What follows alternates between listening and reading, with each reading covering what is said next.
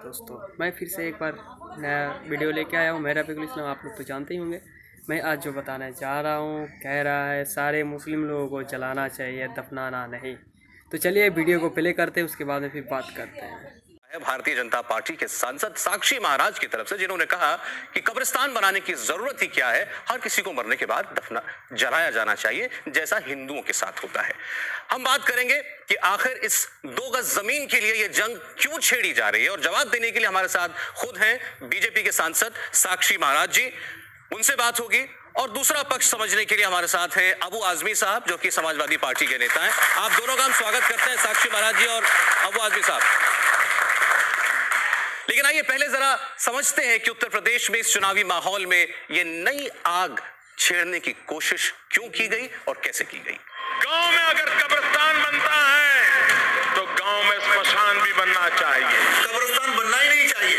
अगर कब्रिस्तानों में हिंदुस्तान की सारी जमीन चली जाएगी तो खेती कहाँ होगी, खलियान कहाँ होंगे। कमाल के कह रहा है जो सारे मुस्लिम को जलाना चाहिए, जब मर जाता है उसको दफनाना नहीं चाहिए। कब्रिस्तान में अगर सारी ज़मीन चला जाएगा तो खेती कहाँ पे होगा। तो मैं यहाँ पे बात करना और दोस्तों, अगर खेती जहाँ पे होता है वो खेती ही होता है। साधारण जगह पे कभी कब्रिस्तान नहीं बनाया जाता है। हर सारे इंसान जानता है जो खेती अलग है और कब्रिस्तान का जगह अलग है। तो जो वहाँ पे है बात, वो कह रहा है जो सारे इंसान को जलाना चाहिए। तो मैं एक बात कहना चाहता हूँ, जो आप लोग सोचिए, अगर हम लोग चाहेंगे सारे इंसान को जलाया ना जाए, नदी को विशुद्ध ना किया जाए, तो आप लोग उसको दफनाया जाए।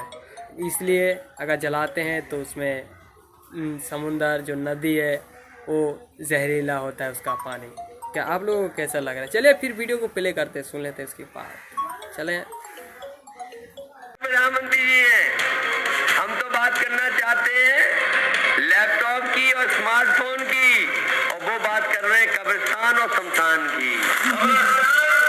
और शमशान की सियासत करने वालों को सबक सिखाओ कि पार्टी को अब कब्रिस्तान में ही विसर्जन किए जाने की आवश्यकता है। जो कब्रिस्तान में सीना तान का सो रहे तो उनकी फिक्र मत करो। मुद्दा आपके सामने है कि आखिर एक बार फिर ये हिंदू मुसलमान के बाद शमशान और कब्रिस्तान क्यों आया उत्तर प्रदेश की इस चुनावी। हाँ दोस्तों, आज मैं फिर एक बात कर रहा हूँ। बात यह है जो उन्नति हमारे देश क्या किया, हमारे देश क्या तरक्की किया है। हमारे देश हिंदू मुस्लिम में बंटवारे में तरक्की किया। हमारे देश झगड़ा उछलने में, मारपीट में तरक्की है। अगर कोई नमाज़ पढ़ता है तो उसमें वो तरक्की किया है। अगर कोई कुछ करता है तो पहले देशभक्ति जो है, जिसमें तिरंगा लहराता है, लेकिन तिरंगा की जगह अभी भगवा रंग दौड़ाता है। ये हमारे देश तरक्की किया है। कभी हमारा देश कोई उन्नति नहीं किया है।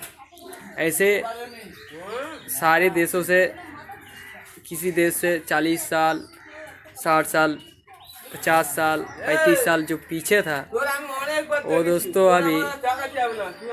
अभी कम से कम हमारे इंडिया 60 साल नीचे आ गया।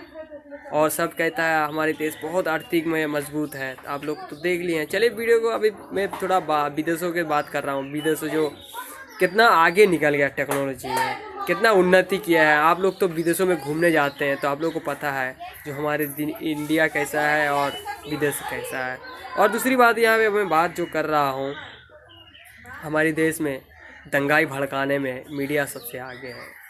हाँ दोस्तों, विदेशों का मीडिया किस तरीके से सोचता है, हमारे चैनल भी आगे रहे, हमारे देश भी आगे बढ़े। यार हमारे इंडिया का मीडिया चाहता है किस तरीके से बढ़ जाए, किस तरीके से एक दूसरे पे मारपीट लगाए, एक दूसरे पे झगड़ा हो, खून खराबा हो, ये चाहता है। चलिए वीडियो को प्ले करते हैं, जो विदेशों कैसे में किस तरीके से हमारा से भी आगे निकल गया।